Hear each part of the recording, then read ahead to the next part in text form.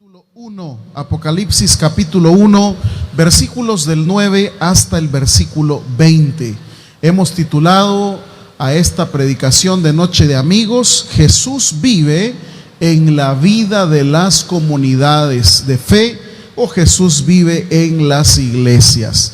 Esto es el tema que quiere tratar el bloque que va desde el versículo 9 hasta el versículo número 20. Jesús vive en las comunidades de fe. Si lo tiene, me dice amén, por favor. Vamos a leer el texto bíblico para luego ir haciendo una aplicación pertinente para cada uno de nosotros. Dice el versículo 9 del capítulo 1 de Apocalipsis: Yo, Juan, vuestro hermano y copartícipe vuestro en la tribulación, en el reino y en la paciencia de Jesucristo, estaba en la isla llamada Patmos por causa de la palabra de Dios y el testimonio de Jesucristo.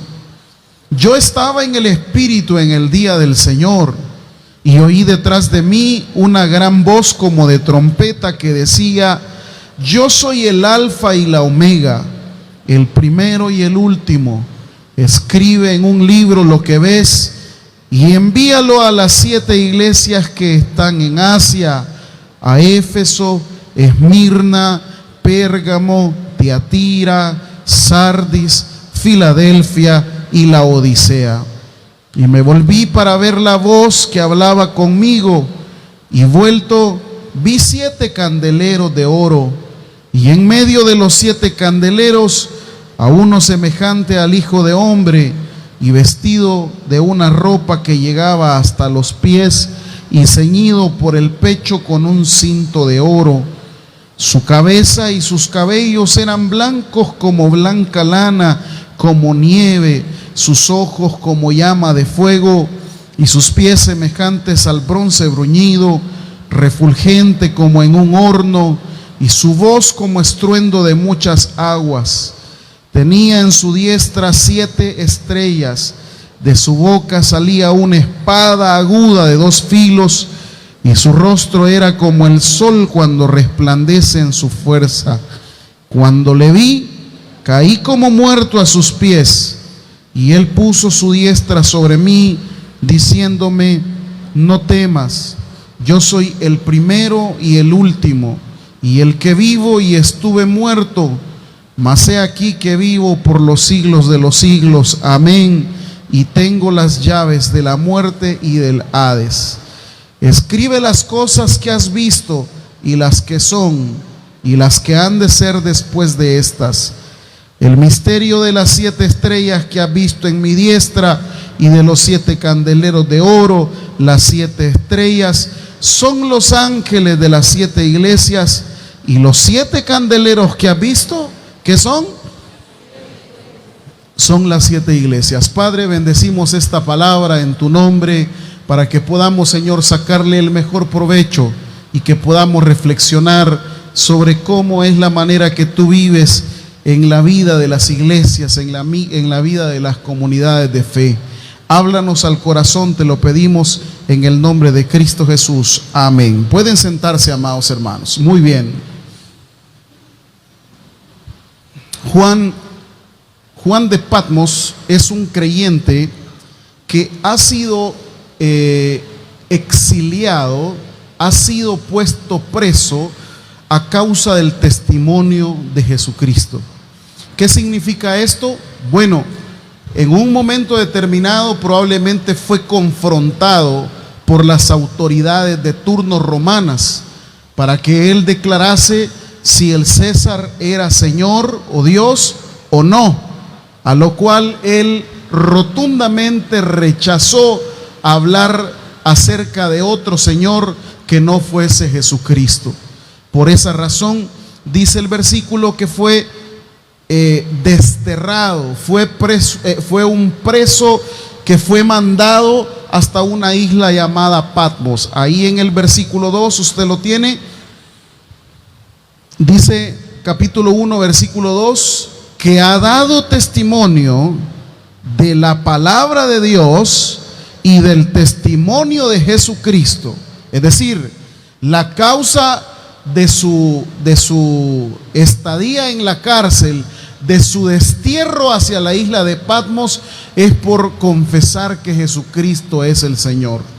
Esas son las palabras que Romanos hablaba, de que si confesares que Jesús es el Señor y creyeres en tu corazón que Él resucitó de los muertos, seréis salvos.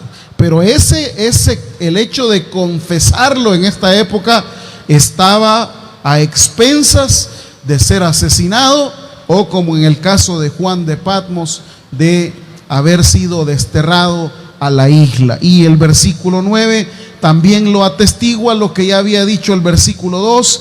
Yo, Juan, vuestro hermano, copartícipe en la tribulación, en el reino, en la paciencia de Jesucristo, estaba ¿a dónde? En una isla llamada Patmos. ¿Y por qué estaba? Por delincuente, por haber cometido algún delito, por haber cometido algo fuera de la ley. No, dice el versículo 9, que por causa de la palabra de Dios y del testimonio de Jesucristo. Ese es, por así decirlo, la situación que vive el autor de Apocalipsis al momento de escribir este maravilloso libro. Ahora, a nivel general, esta porción obedece a la experiencia que tuvieron algunas personas. Se le llamó la experiencia que tienen del resucitado, y eso obedece a un esquema.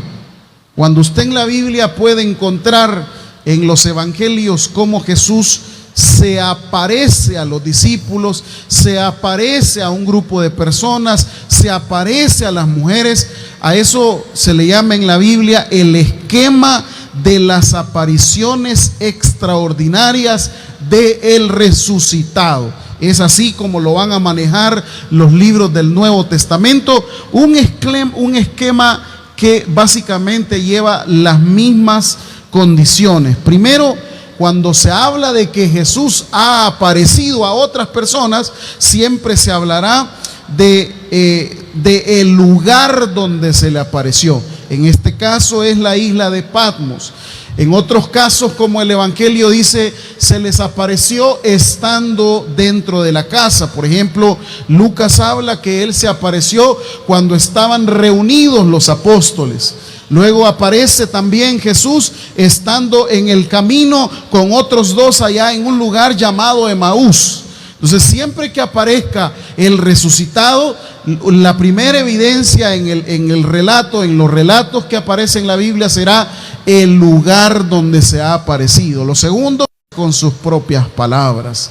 Por eso también acá Juan de Patmos dice que él no puede saber qué es lo que vio, cómo lo vio, no lo puede describir, no tiene palabras conocidas en su idioma para describirlo. Y por eso el Apocalipsis utilizará una serie de símbolos, una serie de figuras, pero que no son narrables, son indescriptibles para el habla humana. Entonces ya llevamos dos características de este tipo de relatos, que en un lugar determinado que no tienen las palabras para describirlo.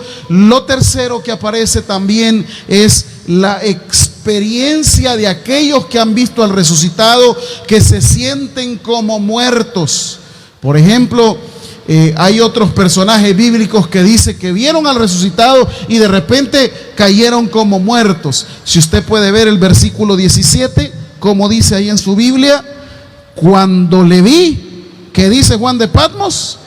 Caí como muerto a sus pies. Entonces aquí ya va la tercera característica, y para que ustedes lo sepan, nuevamente repito, primero, el lugar donde se aparecerá en todos los textos de las apariciones de Jesús. Luego aparecerá que no pueden describirlo. Lo tercero es que ellos se sienten como muertos. Y lo cuarto que aparece en este tipo de experiencias es que el resucitado aparece para animar y para confiar una misión. No aparecerá simplemente como un personaje ahí que lo van a contemplar. No, no, aparecerá dándole ánimo a quienes se les ha aparecido y luego les da una misión específica que ellos tienen que cumplir. Muy bien, habiendo dicho esto, entonces vamos a ver el texto de lleno, y la primera cosa que aparece ahí en el versículo 9 son dos palabras, y de estas dos palabras vamos a aprender algo esta noche. Dice el versículo 9: yo, Juan, ¿cómo se considera Juan? Vuestro hermano, ¿y qué más? Y la palabra copartícipe, ¿de dónde viene? ¿De dónde viene? Vuestro hermano y copartícipe. La palabra copartícipe viene de compañero. De ahí viene la palabra copartícipe.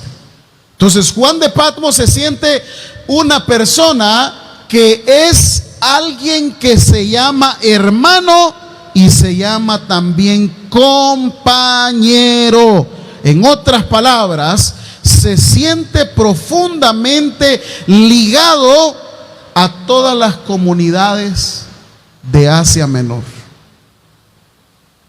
No es un personaje apartado, no es un personaje exterior, es un personaje que se identifica, y aquí está la palabra, se identifica como alguien que tiene un compromiso, y es tan grande el compromiso que él se autodenomina un hermano y un compañero. Comencemos a hacer la aplicación. Para empezar, hoy en el mundo evangélico que vivimos, esta palabra ya no tiene demasiado peso. Hoy cualquier persona le dice hermano.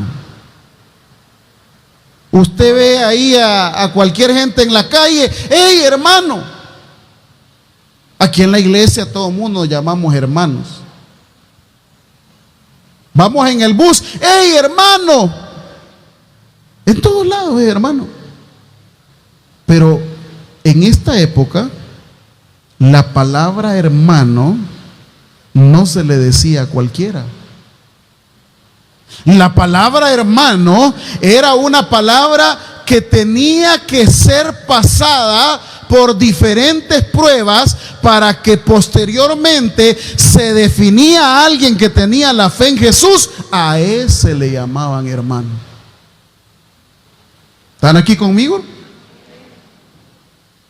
Entonces, ¿qué tenemos que aprender de Apocalipsis 1:9? Bueno, que si yo realmente soy una persona que soy hermano, debo de tener un compromiso con la misión y con la obra de Dios. ¿Alguien dice amén?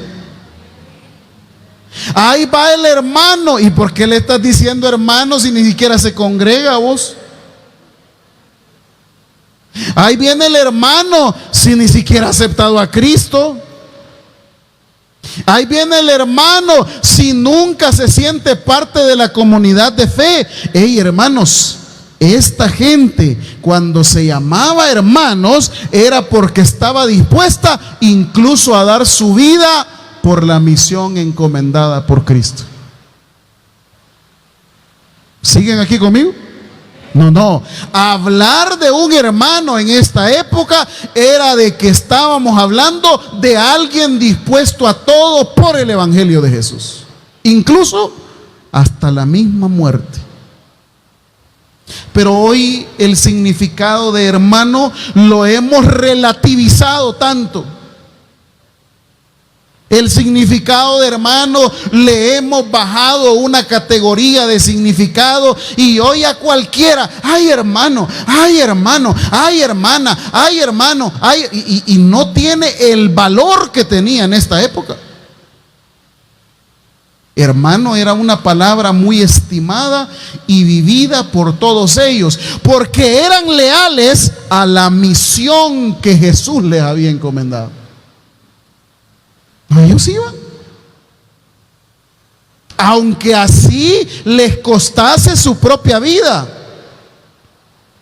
Por ejemplo, en las reuniones que ellos tenían, a pesar de vivir bajo lo que ahí en la Biblia, Apocalipsis le llama la tribulación, que vamos a ver, era una persecución a causa de la fe que ellos tenían. Pero a ellos no les importaba. Si ellos ya tenían que su agape lo iban a celebrar en tal lugar, pues llegaban a celebrarlo a tal lugar, pasara lo que pasara. Es más, hubo una época, fíjense ustedes, hubo una época en la historia de la iglesia que era un honor ser mártir de Jesús. Era un honor. En otras palabras, en esta época del cristianismo había gente que morir por la causa de Cristo era un privilegio, pero tan grato,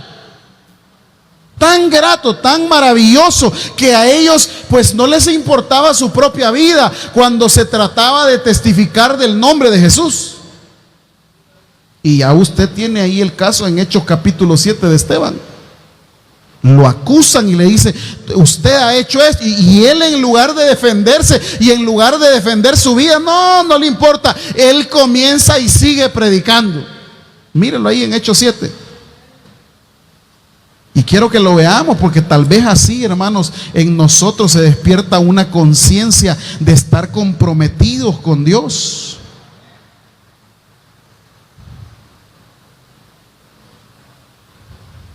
¿Lo tiene conmigo?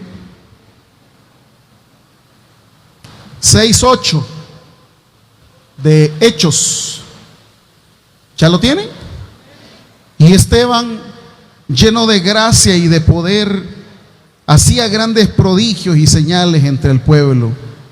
Entonces se levantaron unos de la sinagoga llamada de los libertos y de los de Cirene, de Alejandría, de Cilicia, de Asia, disputando con Esteban, pero no podían resistir a la sabiduría y al espíritu con que hablaba. 11. Entonces sobornaron a unos para que dijesen que le habían oído hablar palabras blasfemas contra Moisés y contra Dios. Y soliviantaron al pueblo, a los ancianos y a los escribas, y arremetiendo le arrebataron y le trajeron al concilio. Pusieron testigos falsos que decían: este hombre no cesa de hablar palabras blasfemas contra este lugar santo y contra la ley, pues le hemos oído decir que ese Jesús de Nazaret destruirá este lugar y cambiará las costumbres que nos dio Moisés. Entonces todos los que estaban sentados en el concilio, al fijar los ojos en él, vieron su rostro como el rostro de un ángel. Miren ustedes, ha sido acusado, testigos falsos, testimonio falso, y la acusación es so pena de muerte. O sea, no es una acusación sencilla.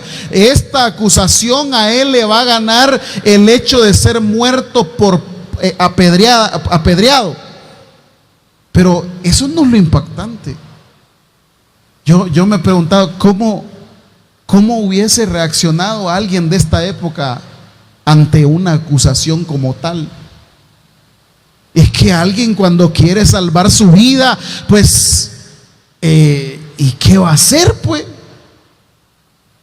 Por ejemplo, una madre que de repente llegan a su hijo y lo llegan a traer y le dicen: mire, su hijo es tal cosa, su hijo es lo otro, aunque la mamá lo sepa, pero ella quiere salvar a su hijo. Y ella, ¿qué dice? No, si mi hijo no es nada de eso, por el amor que siente. Ahora imagínese a alguien por su propia vida siendo acusado injustamente, y uno esperaría entonces que Esteban comience a pedir misericordia, comience a echarse para atrás. Miren, ahí tenemos al apóstol Pedro, que era bravito y todo, pero cuando le dijeron: ¿eras tú uno de los que andaba con ellos?, ¿qué respondió Pedro? No, yo no soy. ¿Y por qué respondió Pedro? Como una reacción humana normal, con temor a ser muerto. Y en el caso de este hombre de Esteban, dice el versículo 1 del capítulo 7, el sumo sacerdote dijo entonces: ¿es esto así? Ahí solamente si él hubiera dicho no, probablemente hubiese hecho que el tribunal lo perdonara, pero ¿para qué darle más larga a eso? ¿Va? Simplemente, y le voy a decir algo más. Si Esteban hubiera respondido no, no hubiese estado mintiendo, porque toda la acusación que habían hecho contra él era falsa. Pero el punto no es que si él respondió solo no. Comienza Esteban, esto se conoce como una historiografía de todo el pueblo hebreo y su fe, que no tenemos tiempo para leerla, pero usted la puede leer ahí en su casa, y porque va desde el versículo 1 del capítulo 7 hasta el versículo 54, 57, y mire cómo termina el versículo 54. Después de todo, o sea, solo le dijeron: ¿es cierto eso que dice? Él solo tenía que decir que sí o no. Pero quizás Esteban era de Ciudad Delgado, hablantín, y llega hasta el versículo 54 y dice: oyendo estas cosas, se enfurecían en sus corazones y crujían los dientes contra él. Yo quiero imaginarme si Esteban hubiera tenido un abogado, un defensor, ¿qué le hubiera recomendado el abogado? ¡Shh, cállese! No diga nada, que al decir tantas cosas va a complicar su caso. Pero a Esteban no le importa, porque él no tiene su mirada puesta en la tierra ni en la humanidad. Él tiene sus ojos puestos en Jesús, el autor y consumador de la fe. Mire lo que dice el relato, versículo 55. Pero Esteban, lleno del Espíritu Santo, puesto los ojos en el cielo, vio la gloria de Dios y a Jesús que estaba a la diestra de Dios. Y dijo: he aquí, ¿qué vio Esteban? El 56: veo los cielos abiertos y el Hijo del Hombre que está a la diestra de Dios. Entonces ellos, dando grandes voces, se taparon los oídos, arremetieron a una contra él y echándole fuera de la ciudad, le apedrearon. Y los testigos pusieron sus ropas a los pies de un joven que se llamaba Saulo y apedreaban a Esteban. ¿Y qué hacía Esteban entonces? Gritaba: Señor, estoy muriendo injustamente. No, gritaba, dice que él invocaba y decía: Señor Jesús, recibe mi espíritu. Y puesto de rodillas, clamó a gran voz: Señor, no le tomes en cuenta este pecado. Y habiendo dicho esto, durmió. Este es uno de los mártires de la iglesia cristiana, o de la iglesia del libro de los Hechos. Un hombre que estuvo dispuesto a morir por pecador. ¿Por causa de quién? Por causa de Cristo Jesús.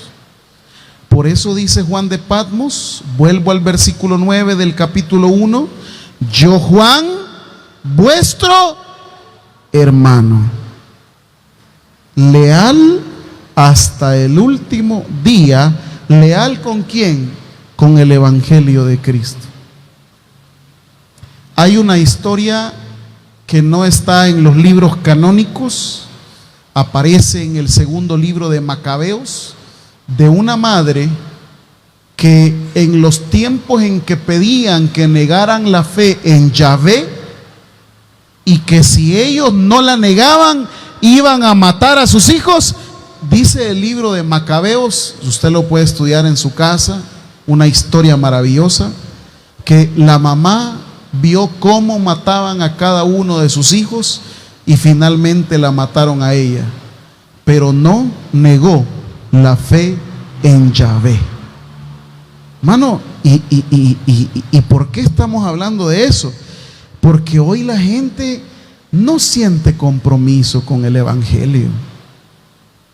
Prueba de ello es que a la gente algo de la comunidad de fe, algo de la iglesia, le da igual, no le importa. Prueba es que la gente, si hoy quiere viene, si quiere mañana no viene, pues. Medio se enoja por algo, ya no viene, pues. Bueno, ¿y el compromiso con el evangelio? Hay otra palabra que aquí dice, vuestro hermano y copartícipe, es decir, compañero. Juan de Patmos no solamente es un espectador de todo lo que está pasando, Juan de Patmos participa activamente en todo lo que tiene que ver con la comunidad y la resistencia de ellos ante la persecución del imperio. En otras palabras, Juan de Patmos era un hombre activo en esta comunidad, era un hombre dispuesto en esta comunidad. Yo pregunto, ¿cuántos de nosotros somos activos en nuestra iglesia? Activo, no pasivo, no, activo. ¿En qué? En los ministerios de Dios, comprometidos, pero así fielmente comprometidos con aquel que nos ha llamado a cada uno de nosotros. Pero quedará en cada uno, hermanos, saber si somos verdaderamente hermanos y si también somos compañeros o simplemente somos conocidos. Sigo leyendo el pasaje. También aparece el versículo 9 diciendo otra palabrita: vuestro hermano y copartícipe vuestro, ¿en qué? ¿En qué? Tribulación. La palabra tribulación en Apocalipsis, ponga atención para que no ande hablando cosas a veces que no sabe. En el libro de Apocalipsis, la palabra tribulación se refiere al sufrimiento que tuvieron todos los creyentes de esta época simplemente por resistirse y por denunciar al imperio que había de turno. A eso se le llama tribulación, a la resistencia y a la denuncia que estaban haciendo contra el imperio. Resistencia que consistía en no adherirse a los proyectos que tenían que ver con la Pax Romana, y denuncia porque ellos hablaban y denunciaban lo que estaba cometiendo el imperio. Por eso el 19, la misión de Juan, si hubiese sido pasiva, todo se hubiera quedado con que cállate, no digas nada, no te metas en problemas. Pero ¿qué le manda el Señor a Juan en el versículo 19? ¿Qué le manda? Escribe, di lo que estás viendo, no tengas miedo. A Jesús, ¿qué le pasó a Jesús? ¿Qué hizo? Resistió y denunció. ¿En qué medida resistió? En que no se adhirió a los proyectos humanos religiosos. Esa es la resistencia. Resistir es no ser parte del sistema de esa época, no, se resistió. Y él dijo cuando llegó al templo: las zorras tienen guarida y los pájaros un lugar donde reposar, el Hijo del Hombre no tiene ni siquiera dónde reposar su cabeza. Pero Señor, ahí tenés el templo. No, pero es que ustedes no han hecho nada del templo de Dios para hacer casa de oración. Ustedes le han hecho una cueva de ladrones. Estaba resistiendo y estaba denunciando. Cuando Jesús se enfrenta a Pilato y Pilato le pregunta: ¿eres tú el rey de los judíos? Y claro, nuestra traducción suaviza esa respuesta, porque la traducción nuestra solo dice que Jesús le respondió: mi reino no es de este mundo. Pero en el castellano eso queda así nomás. Ay, mi reino es de otro mundo, mi reino es de otro. No, en el griego es una denuncia que le está haciendo Jesús a Pilato, diciéndole: yo no soy injusto como tú eres injusto. ¿Se imagina usted? Delante de Pilato le pregunta: ¿me puedes, tú eres el rey de los judíos? ¿Lo dices porque lo crees o porque te lo han contado? Si que Jesús no le tiene miedo a nadie, porque Jesús resiste y Jesús denuncia. Ahora, si en esta época hablamos de tribulación, yo le quiero preguntar a usted: ¿y a usted qué le ha tocado sufrir por el evangelio, hermano? Dígame, ¿qué le ha tocado sufrir? ¿Lo han amenazado alguna vez por venir a la iglesia? No. ¿Qué le ha tocado sufrir? ¿Aguantar hambre? No, más gordito lo veo yo. ¿Y a qué le llama sufrimiento, pues? Ay, es que un gran calor, pastor. Y esto es sufrimiento para usted. Hablemos de la tribulación real, pues. ¿Qué le cuesta a usted ser creyente? Nada. Nada. Si ni siquiera nosotros estamos viviendo la época de Jesús, que en la época de Jesús decía: mira, quienes quieren venir después de mí, tome su cruz y sígame. Estos de la época de Jesús dejaban sus trabajos y dejaban todo. No, hombre, aquí un par de horas a la semana y ni aún así venimos. Un saludo a los que ven de casa. A eso le llamamos sufrimiento. Pablo llegaba a predicar y andaba, dice que hizo 4 viajes misioneros, y los 4 viajes misioneros eran pagados por él. ¿Se imagina? No crea que... ¿Y qué ha sufrido, pues? Hechos capítulo 2 dice: y los hermanos tenían en común todas las cosas y perseveraban en la comunión unos con otros. Unos daban sus casas, otros daban comida, otros daban tal cosa. Yo ni una cora quiero echar en la ofrenda. ¿Cuál es el sufrimiento? Si lejos de echar quiero sacar yo del canasto. Yo le pregunto: ¿cómo sufre usted por el evangelio? ¿Cómo sufre? ¿Sufrió Jesús? Claro que sufrió. ¿Sufrieron los primeros creyentes? Sí sufrieron. ¿Sufrieron los creyentes de la historia de la iglesia? Sí sufrieron. ¿Y nosotros ahora qué sufrimos? Nada.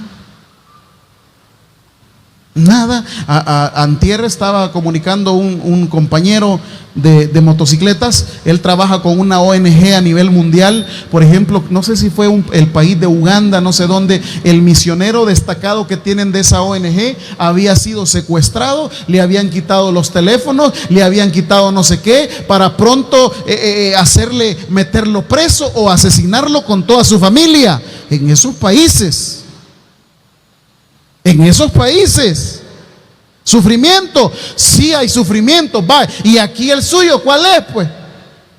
Ninguno, hermano. Si usted no sigue al Señor, es porque no quiere. Pero ahora seguir a Cristo no se sufre tanto como se sufría en esa época. Démosle gracias a Dios que otros cristianos ya pagaron lo más duro para que nosotros ahora tengamos el evangelio de Cristo.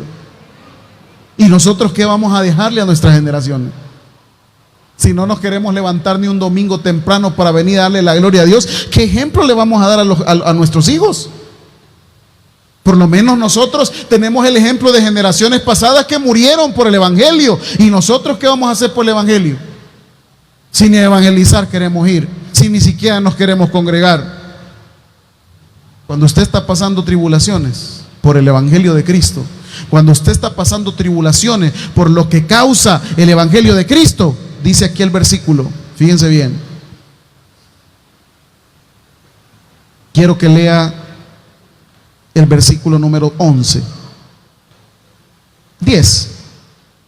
Yo estaba, y aquí viene una frase: yo estaba en el Espíritu ¿En qué día? En el día del Señor. ¿Cómo se supera la tribulación? ¿Cómo superó Juan cómo el Señor ministró a Juan de Patmos? Un día domingo. Un día domingo se le apareció a Juan de Patmos y él estaba en el Espíritu y comenzó a oír una voz.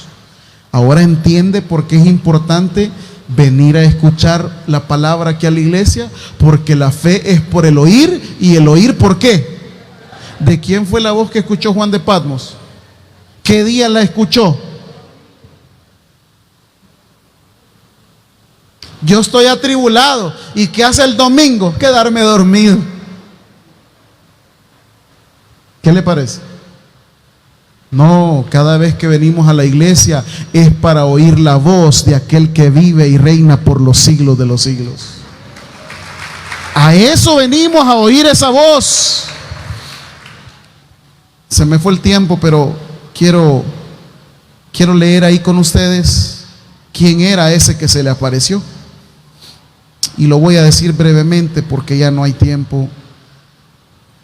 Primero dice en el versículo 11 que decía: yo soy el alfa y el omega, escribe en un libro lo que ves y envíalo a las 7 iglesias que están en Asia: Éfeso, Esmirna, Pérgamo, Teatira, Sardis, Filadelfia y Laodicea. Versículo 12: me volví para ver la voz que hablaba conmigo, y vuelto, ¿qué dice que vio? 7 candeleros. Juan de Patmos tiene esta experiencia con el resucitado. Aparece Jesús, pero después desaparece. ¿Y qué es lo único que ve Juan? Dice el versículo 12: 7 candeleros. ¿Quiénes son los candeleros? Versículo 20. Versículo 20 al final dice: y los 7 candeleros que has visto ¿son qué? ¿A través de qué habla el Señor? ¿Qué mecanismo tiene hoy el Señor para hablar? Entre otros mecanismos, los candeleros. ¿Y qué son los candeleros? ¿Qué son? Las iglesias. ¿Siguen aquí conmigo, hermanos? Las iglesias. Las iglesias somos los candeleros en los cuales se alumbra la luz de la palabra del Señor. ¿Y por qué? Porque aquí en las iglesias venimos a celebrar la fe que tenemos en el resucitado. Y Dios ama tanto a una comunidad que le honra y que le glorifica. Por eso es la iglesia, un candelero, algo que alumbra en la sociedad en la cual vivimos. Ahora bien, esas comunidades tienen una característica. ¿Qué dice el 13? Que tienen que tener esas comunidades como centro: la organización a la que pertenecen, el pastor que predica, el grupo de alabanza, los liderazgos. ¿Quién debe ser el centro de esas comunidades? ¿Quién dice ahí? En medio de los 7 candeleros, a uno semejante. En otras palabras, una comunidad, para ser un candelero de oro y para alumbrar, esa comunidad debe de tener como centro al Señor Jesucristo de Nazaret. El día que eso no esté en una comunidad de fe, no alumbra ni es candelero de oro. ¿Están aquí conmigo? Por eso en la iglesia siempre hay que procurar que el centro sea Cristo Jesús. Hoy día pues tenemos iglesias o candeleros que quieren que brille el predicador, que brille el líder, que brille el grupo de alabanza, que brille no sé qué. No, el único que debe de brillar en las iglesias debe de ser el Señor Jesucristo de Nazaret y su palabra. Y aparecen unas características de este Jesús, y que las voy a mencionar brevemente. No es el Jesús teórico, no es el Jesús doctrinal, es el Jesús que ayuda en las luchas al pueblo, que da las profecías y que ayuda a que resistan toda la tribulación que están pasando. De ese Jesús está hablando. ¿Y quién es este Jesús? Bueno, número uno, solo para que anoten, cuando ahí dice semejante al Hijo del Hombre, ¿a qué se refiere? A que el único que es juez es Cristo. Hijo de hombre, en lenguaje de Nuevo Testamentario, se refiere al juez. Nadie más puede juzgar. No puede. ¿Tú quién eres que juzgues al criado ajeno? Ni yo lo puedo juzgar a usted, ni usted me puede juzgar a mí. El único que puede juzgarnos es Cristo Jesús, el Hijo del Hombre. Segunda característica. No solamente es juez, sino que está vestido de una ropa que llega ¿hasta dónde? ¿La ropa de quién llegaba hasta los pies? Del sacerdote. Así que no solamente es juez Jesús, sino que también es sacerdote. Como juez ha dicho, estos se merecen la condenación eterna. Todos ellos se merecen la condenación eterna, pero ahora como sacerdote intercede por nosotros. Y Él se presenta como ofrenda y sacrificio por sus pecados y por mis pecados. Por eso dice, una ropa que llegaba hasta los pies. Hijo de hombre juez, ropa que llega hasta los pies sacerdote, que dice el 13 al final, ceñido por el pecho, con un cinto. ¿Quiénes llevaban un cinto de oro en el pecho? Los reyes. Entonces Cristo es juez, sacerdote y ¿qué más? Rey. Voy a seguir leyendo.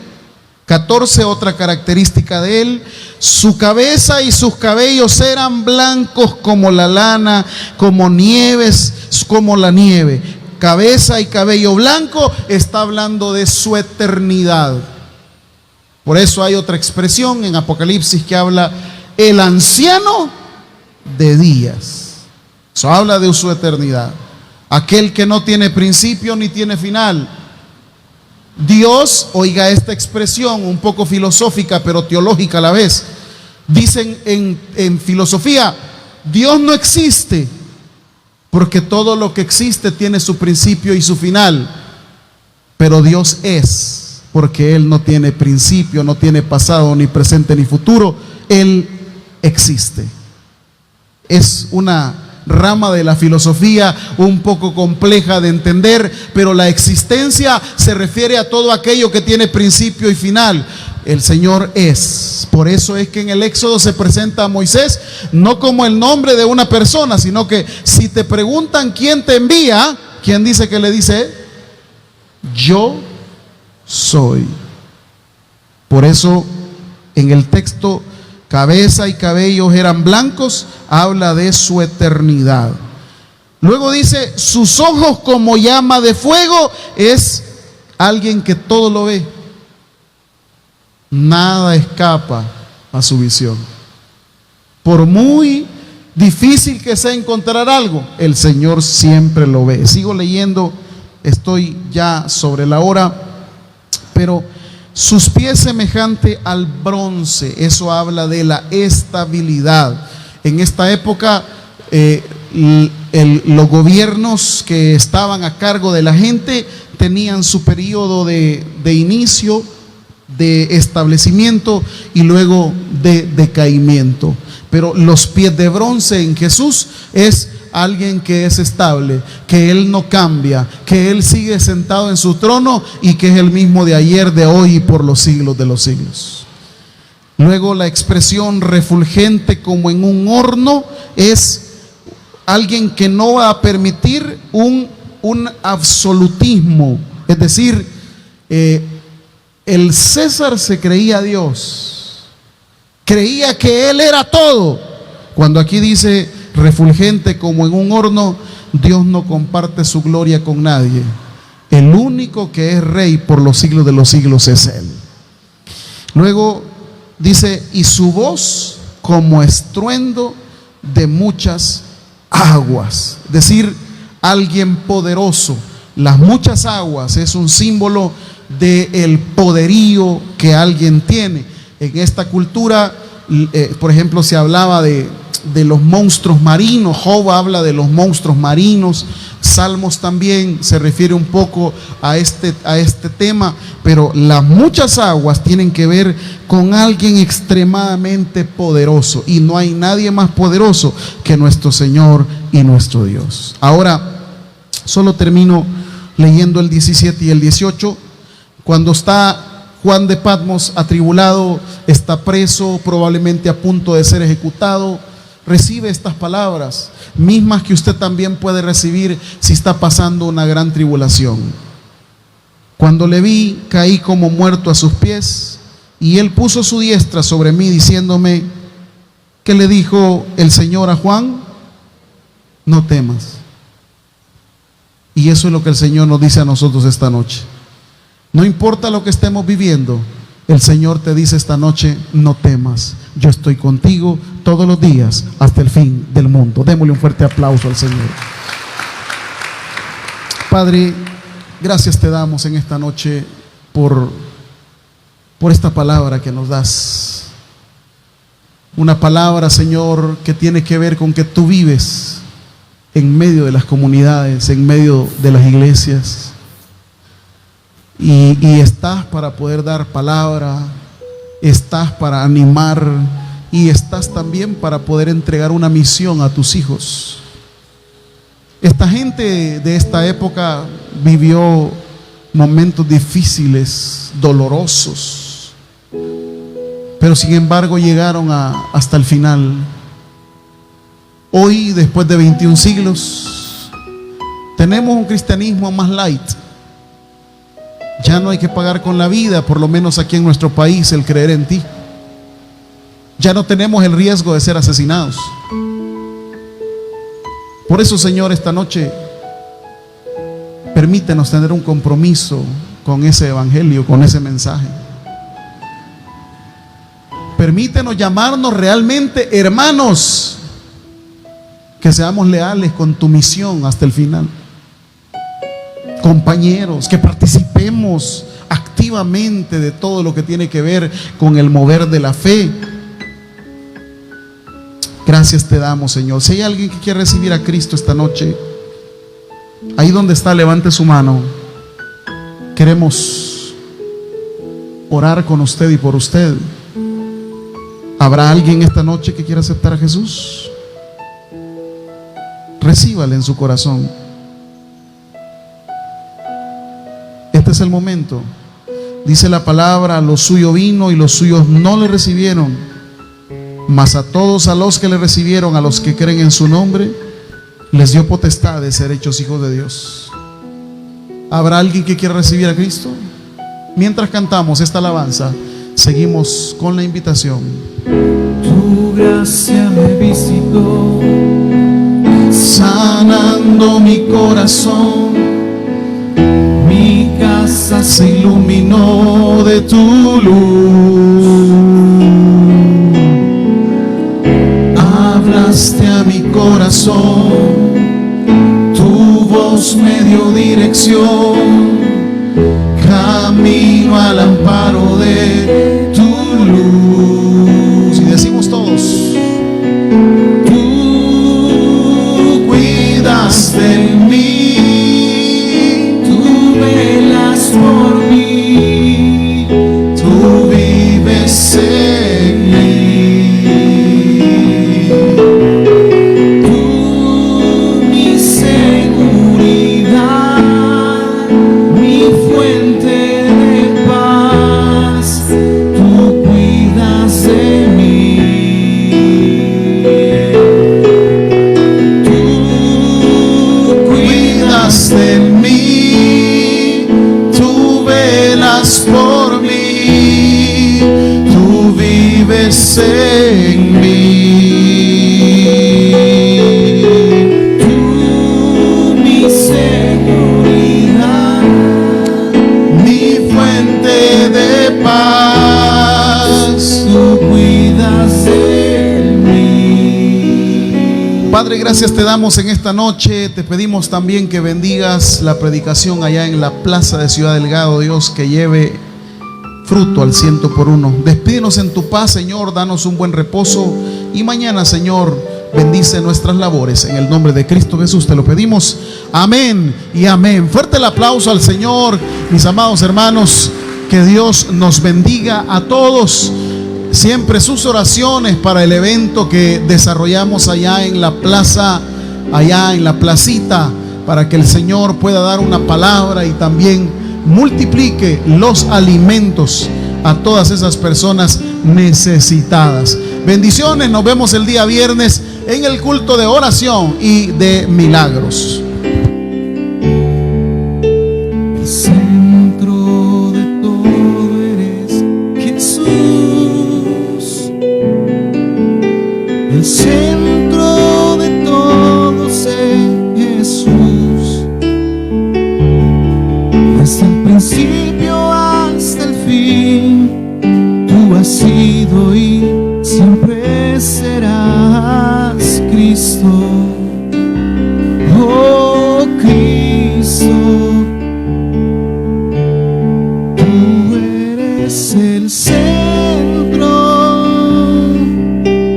Nada importa más que Finalizado el mensaje, es hora que recibas a Jesús como tu único y suficiente Salvador personal. Hazlo de la siguiente manera: Señor Jesús, yo te recibo hoy como mi único y suficiente Salvador personal.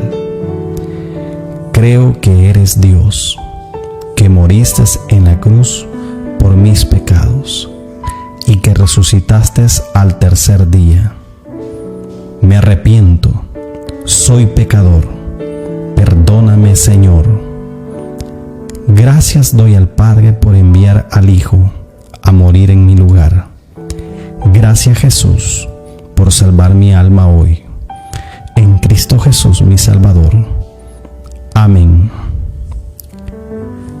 Si has hecho la oración con todo tu corazón, te damos la bienvenida a la familia de la fe. La Biblia dice en Juan capítulo 1, versículo 12: mas a todos los que le recibieron, a los que creen en su nombre, les dio la potestad de ser hijos de Dios. Te damos la bienvenida a nuestra iglesia. Somos más que una familia. Tabernáculo Bíblico Bautista, Ciudad Delgado. Dios te bendiga.